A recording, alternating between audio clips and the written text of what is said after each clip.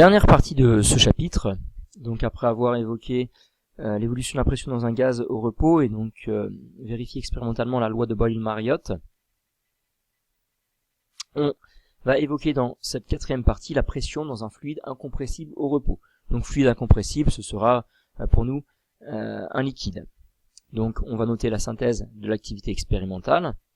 Donc la pression dans un liquide augmente avec la profondeur.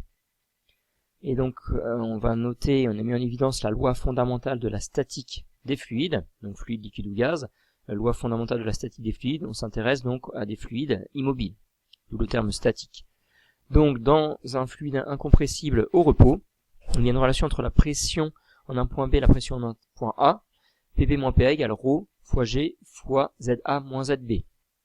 Donc la différence de pression entre ces deux points B et A, des altitudes ou des profondeurs différentes, est égale à ρ, la masse volumique du fluide, fois G, l'intensité de la pesanteur, fois la différence d'altitude entre les points A et B.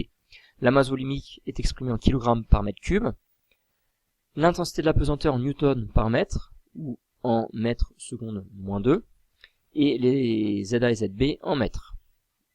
La pression, comme on l'a vu jusqu'à maintenant, en pascal. Vous pouvez donc noter cette loi fondamentale de la statique des fluides.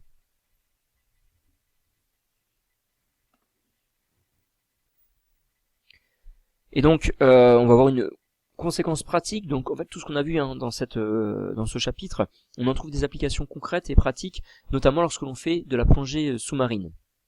Donc, lorsque l'on descend en profondeur, la pression augmente. Quand un plongeur est en plongée à une certaine profondeur, il va aspirer un volume d'air qui correspond au volume acceptable par ses poumons, environ 5 litres.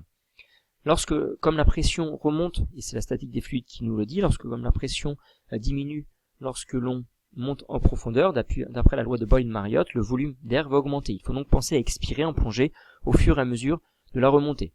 On va illustrer ça sur cette vidéo.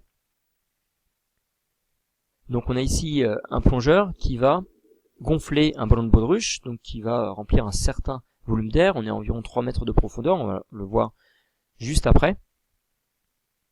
Donc ce plongeur remplit le ballon avec un certain volume d'air.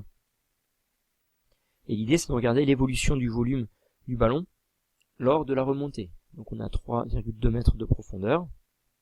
Le ballon est fermé, donc la quantité de matière d'air ne va pas changer. Et donc ce qu'on voit, c'est que le volume du ballon, le volume occupé par l'air augmente. Et donc là, si ça simule un plongeur qui oublierait d'expirer l'air au fur et à mesure de la remontée, l'air va occuper un volume de plus en plus grand et au bout d'un moment, les poumons ne vont plus pouvoir supporter cette augmentation de volume.